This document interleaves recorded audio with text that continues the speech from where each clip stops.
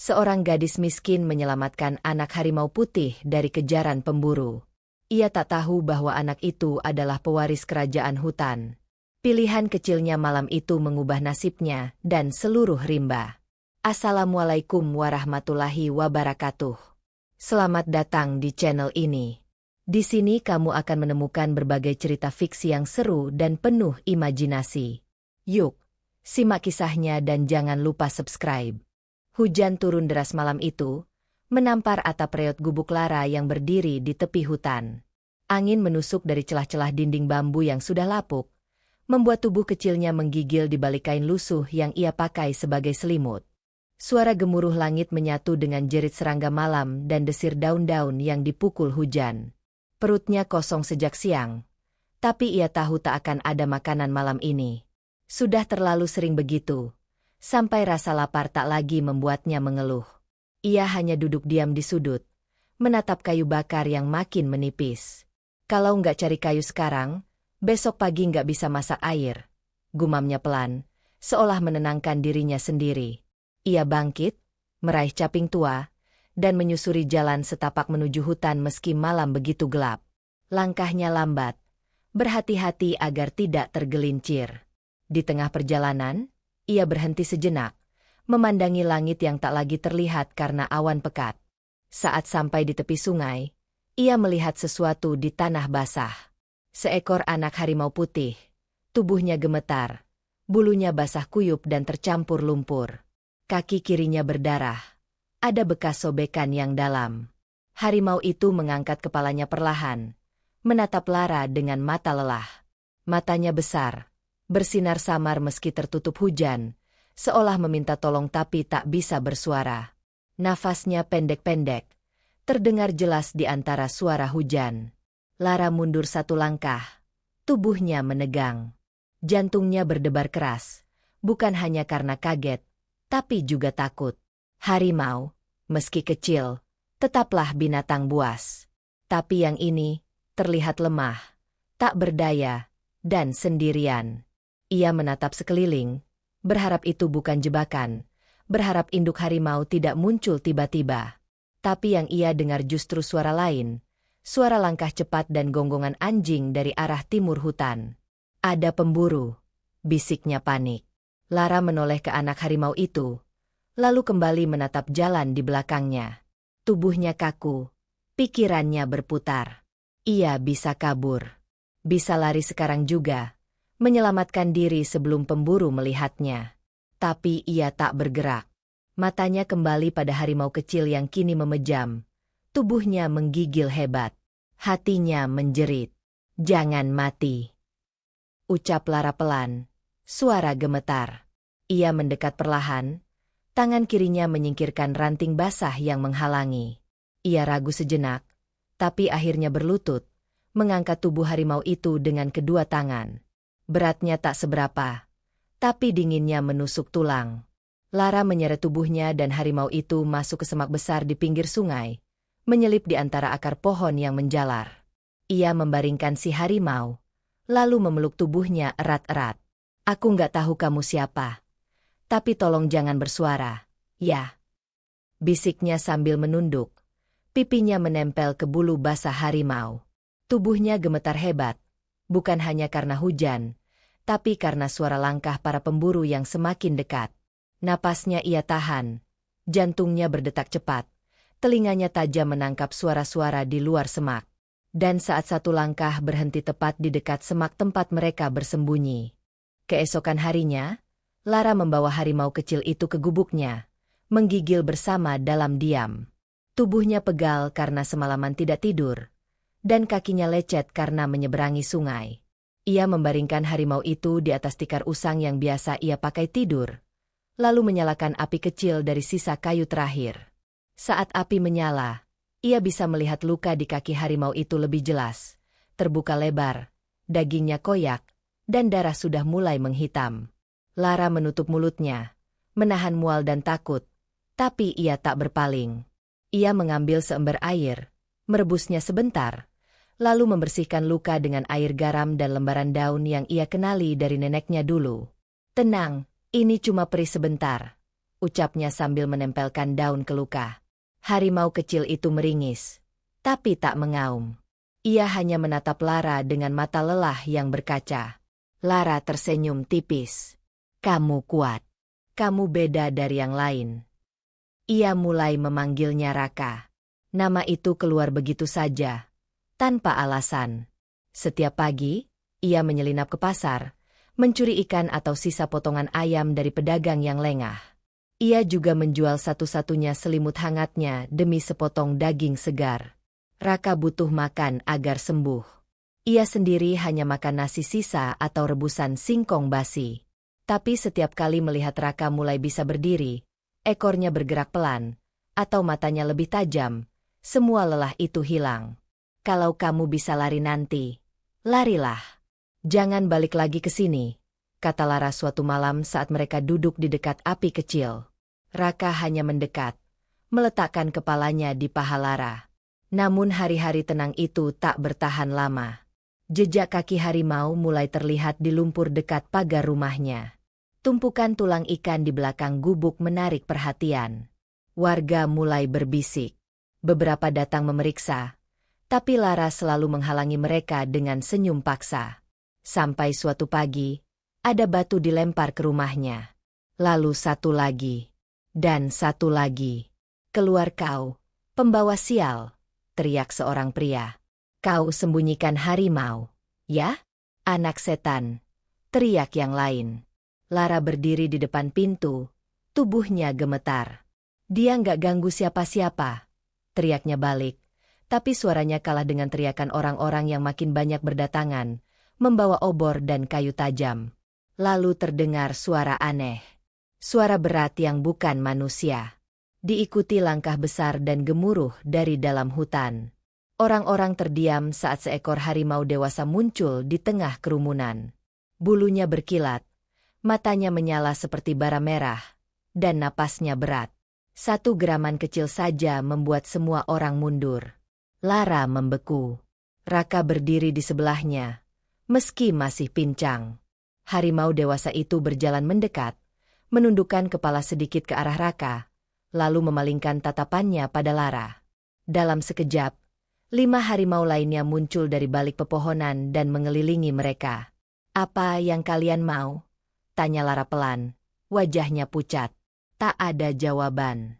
Salah satu harimau mendekat, menggigit ujung bajunya, dan menarik perlahan ke arah hutan. Raka mengikuti. Dan Lara tidak bisa melawan. Ia diseret masuk ke hutan yang semakin gelap. Cahaya obor warga hanya sampai di pinggir. Sisanya hanyalah gelap, suara ranting patah, dan napas harimau. Langkah mereka berhenti di tengah tanah lapang yang dipenuhi akar besar dan bunga liar yang tak pernah ia lihat sebelumnya. Di hadapannya berdiri seekor harimau yang berbeda dari semua yang pernah ia lihat. Ukurannya besar, bulunya lebih tebal, dan di dahinya ada garis emas seperti lambang. Matanya tajam, tapi tenang. Sekelilingnya berdiri kawanan lain dengan kepala menunduk. Aku ratu hutan ini, suara itu terdengar di kepala Lara. Bukan lewat mulut, tapi seperti gema yang menembus pikiran. Lara menelan ludah.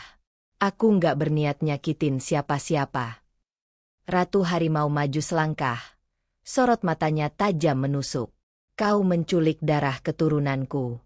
Kau mencemari garis darah rimba. Apa kau pikir tidak akan ada balasan? Katanya. Lara mundur setapak. Tubuhnya lemas. Di sampingnya, Raka mengeluarkan suara pelan, seperti mencoba bicara. Tapi tak ada yang bisa ia lakukan saat itu. Semua harimau menunduk. Ratu menatap lurus ke arah Lara. Dan kalimat berikutnya membuat napas Lara tercekat. Kau akan diadili oleh hutan. Ratu harimau melangkah maju. Sorot matanya tak bergeming dari wajah Lara. Manusia sepertimu hanya tahu mengambil. Suaranya terdengar seperti gemuruh tanah yang dalam. Hutan ini bukan tempatmu. Kau sudah melanggar batas. Lara berdiri kaku. Napasnya sesak. Ia ingin membela diri, ingin bicara, tapi lidahnya keluh. Badannya gemetar, bukan karena dingin, tapi karena rasa takut yang tak bisa dijelaskan. Namun sebelum Ratu Harimau melanjutkan kalimatnya, Raka melangkah maju, berdiri di hadapan ibunya. Suara raungannya kecil, tapi jelas. "Tidak, Ibu. Lara tidak menculikku," seru Raka. Nadanya penuh desakan. "Kalau bukan karena dia, aku sudah mati di tepi sungai. Dia rawat lukaku. Dia beri aku makan. Dia selimuti aku dengan tubuhnya saat malam paling dingin." Semua harimau mendongak, memperhatikan Raka yang kini berdiri lebih tegap meski tubuhnya masih lemah. Ratu Harimau menatap anaknya lama. Tak ada kata yang keluar, tapi raut wajahnya berubah. Ia mendekat, menunduk ke arah Lara, matanya menyipit. "Kalau dia memang layak," kata sang ratu, "biarkan hutan yang mengujinya." Lara menelan ludah. "Apa maksudnya?" "Kau akan jalani ujian hutan," jawab Ratu Harimau. "Kalau hatimu murni, hutan akan membiarkanmu hidup. Kalau tidak, kau akan hilang di dalamnya, seperti manusia lain sebelum kamu."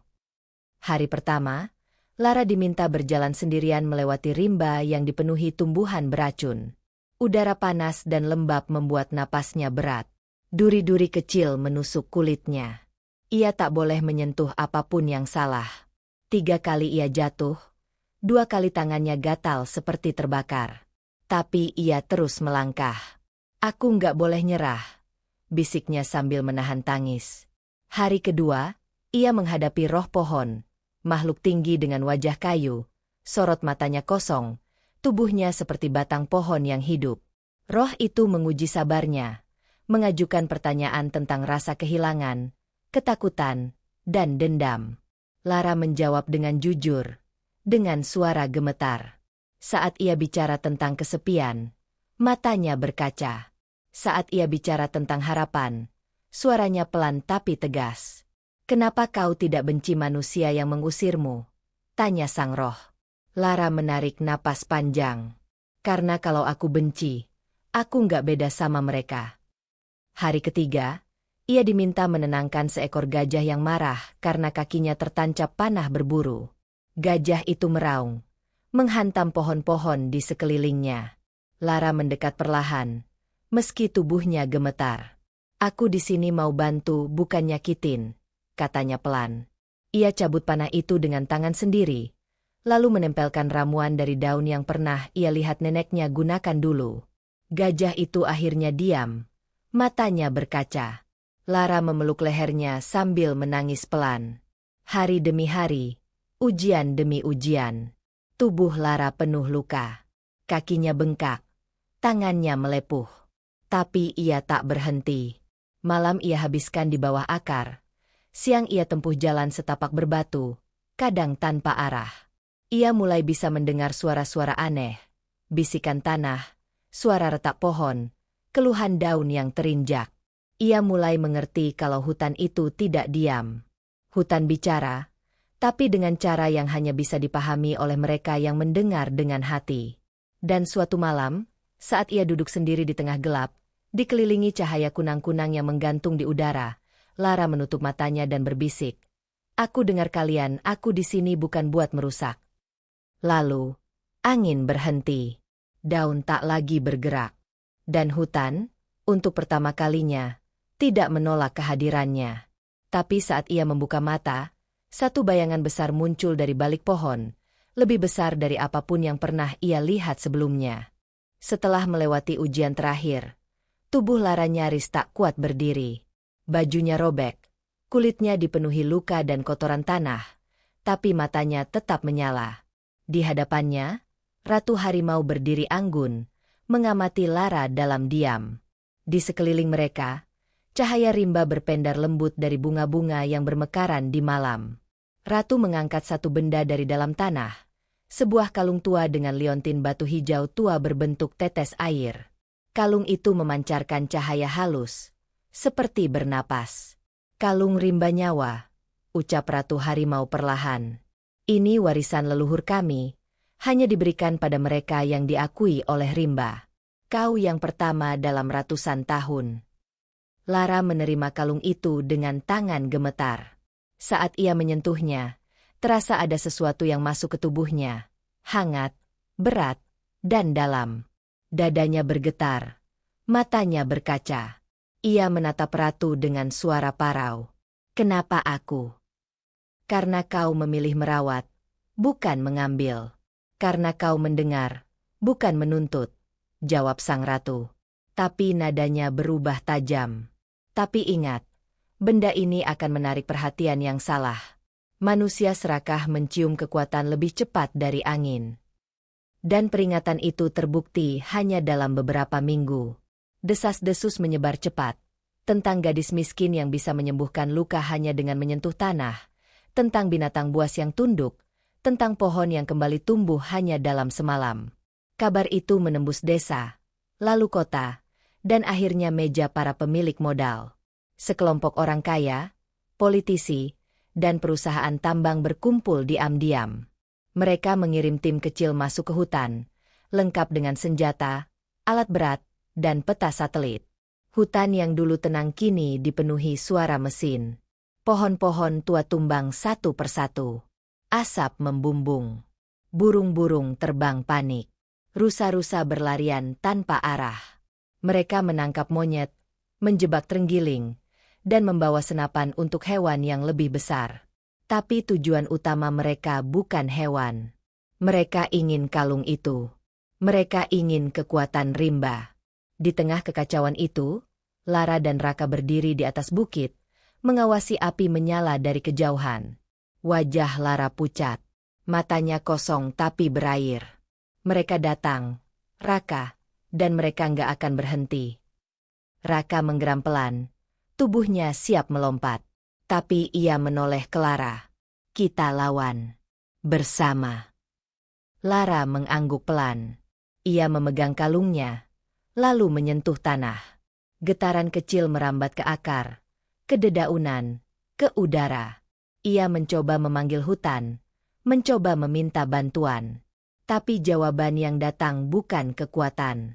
Yang datang adalah teriakan hewan, suara pohon yang tumbang, dan bau bensin yang menusuk. Kita terlambat. Suara Lara nyaris tak terdengar. Dan di balik asap tebal, terdengar satu suara keras. Ledakan, diikuti cahaya oranye yang menyambar ke langit malam. Hujan turun deras, membasahi tanah yang sudah dilumuri lumpur dan darah. Asap dari pohon-pohon terbakar menebal di udara, membuat langit seperti kelabu tak berujung. Lara berlari di antara kobaran api, napasnya berat, matanya liar mencari. Di sekelilingnya, suara jeritan hewan silih berganti. Seekor kijang kecil terbaring dengan kaki berdarah, burung-burung jatuh dari pohon, dan seekor harimau tua berusaha menyeret dirinya menjauh dari api. Lara menggigit bibir, menahan air mata yang bercampur dengan air hujan. Jangan tinggal di situ. Lari, teriaknya sambil mendorong seekor monyet kecil menjauh dari kobaran api. Tangannya gemetar, tubuhnya lemas, tapi ia terus bergerak. Suara tembakan terdengar lagi. Dentumannya menghantam dada Lara seperti palu. Ia menoleh, dan saat itulah ia melihatnya. Raka. Di atas tebing, tubuh Raka terhuyung. Dadanya berdarah. Seorang pemburu berdiri di belakangnya dengan senapan masih mengepul. Mata Lara membelalak. Raka. Jeritnya. Raka menoleh sebentar. Wajahnya penuh luka. Matanya setengah tertutup. Tapi bibirnya bergerak. Pelan. Lara. Lari. Sebelum sempat ia bergerak, tubuh harimau putih itu jatuh dari tebing, menghilang di balik kabut dan pohon. Lara tak bisa bernapas. Dunianya seperti berhenti. Tapi di dadanya, kalung rimba nyawa bersinar terang, lebih terang dari sebelumnya. Hangatnya menjalar ke jantungnya. Lara tahu, saat itu juga, ia punya pilihan. Ia berjalan perlahan ke tengah hutan, di mana tanah masih belum terbakar, di mana akar-akar masih hidup. Tangan kanannya memegang kalung itu erat. Tangan kirinya menyentuh bumi. Angin berputar di sekelilingnya. Suara hujan menjadi samar, seolah hutan menahan napas. Lara berlutut. Air matanya jatuh tanpa henti. Ia tahu apa yang akan terjadi jika ia melanjutkan. Tapi ia juga tahu, kalau ia tidak melakukannya, semua ini akan berakhir. Ia menatap langit terakhir kali, lalu berbisik lirih. "Maafkan aku, Raka." Dengan satu gerakan tegas, ia tancapkan kalung rimba nyawa ke tanah. Ledakan cahaya muncul, membelah gelap malam. Tanah berguncang. Akar-akar raksasa muncul dari perut bumi, menjalar cepat, melingkari pepohonan, menutupi langit, menembus jalan masuk hutan. Mereka membungkus rimba seperti selimut pelindung. Mesin-mesin rusak. Para pemburu lari tunggang langgang. Hutan hidup kembali. Tapi Lara tak bisa berdiri lagi. Kakinya mulai menghilang, berubah menjadi akar. Tangannya menjadi ranting-ranting kecil. Rambutnya tumbuh panjang, berubah menjadi daun hijau. Kulitnya mengeras, perlahan berubah menjadi batu yang berlumut. Tapi wajahnya tetap tenang. Dan di saat terakhir, suara gemeretak dedaunan terdengar. Dari balik kabut, Raka muncul. Luka di tubuhnya masih basah, tapi ia hidup. Ia melihat Lara yang nyaris tak bisa dikenali. Ia berlari, mencoba menghampiri. "Lara, jangan pergi." Suaranya pecah. Lara menoleh, senyumnya lembut, matanya mulai memudar. "Kau punya tugas, Raka. Lanjutkan." Raka menggigit bibirnya. "Tapi aku nggak bisa sendiri." Namun suara Lara tak terdengar lagi. Dan di hadapannya, tubuh sahabatnya telah menyatu dengan tanah, menjadi bagian dari hutan yang abadi. Waktu berjalan. Musim berganti, luka-luka pulih, dan hutan perlahan kembali tenang. Raka tumbuh besar, tubuhnya makin kokoh, bulunya putih bersih dengan guratan perak samar di sepanjang punggungnya. Sorot matanya tajam, tapi dalam diamnya, selalu ada bayangan seorang gadis yang dulu pernah memeluknya di malam hujan. Ia tak lagi hanya seekor harimau, ia jadi penjaga, pemimpin, pelindung. Kawanan harimau mengikuti arah pandangnya. Burung, kijang, dan ular pun seakan tahu siapa yang kini menjaga batas hutan. Di tengah jantung rimba, berdiri pohon tinggi dengan batang tebal dan daun keperakan yang berkilau tiap kali terkena cahaya bulan. Di bawah akar besarnya, tanah sedikit bergetar jika disentuh. Dan di ujung akarnya yang menjuntai, kalung rimba nyawa tergantung diam. Raka sering duduk di sana. Ia tak berkata apa-apa, hanya menatap pohon itu sambil diam-diam menggeram pelan, seperti sedang bicara dengan sesuatu yang tak terlihat. "Ini rumahmu sekarang, ya?" gumam Raka suatu malam. Suaranya serak. Ia menunduk. "Aku masih ingat saat kau bilang hutan ini tempatmu merasa hidup. Sekarang, kau adalah nyawanya." Angin bertiup pelan. Daun-daun pohon besar itu bergemerisik lembut, dan di antara desirnya, terdengar samar suara perempuan. Menenangkan, hangat, seolah sedang menyentuh bahu seseorang yang terluka. Raka mengangkat kepalanya cepat, matanya bergerak ke kanan dan kiri, tapi tak ada siapa-siapa. Di desa, keadaan mulai berubah. Hujan turun teratur, tidak lagi datang terlambat atau tiba-tiba hilang berbulan-bulan. Sawah yang dulunya kering dan pecah kini kembali hijau. Anak-anak mulai berani bermain di pinggir hutan. Mereka mendengar suara burung yang dulu tak terdengar, melihat kupu-kupu berwarna-warni kembali beterbangan. Tapi saat ditanya, tak ada yang bisa menjelaskan kenapa. Suatu sore, seorang anak kecil bernama Tama berjalan masuk ke hutan, sendirian. Ia mengikuti suara air dan aroma bunga liar. Di tengah jalan, ia menemukan pohon keperakan itu. Langkahnya pelan. Begitu mendekat, ia merasa tubuhnya hangat, seolah ada pelukan yang tak terlihat. Tama duduk di bawah pohon itu, dan tanpa sadar, ia tersenyum sendiri. "Ada yang jagain aku, ya?" bisiknya lirih. Dan pohon itu pun berdesir pelan, seakan menjawab.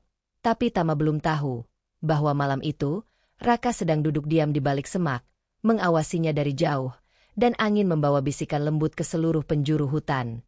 Cerita ini mengajarkan bahwa kebaikan sekecil apapun bisa mengubah dunia, dan pengorbanan yang tulus tak pernah sia-sia. Semoga kita bisa menjadi penjaga bagi apa yang Allah titipkan di bumi, termasuk alam dan makhluknya. Wassalamualaikum warahmatullahi wabarakatuh. Jangan lupa like, komen, share, dan subscribe untuk cerita inspiratif lainnya.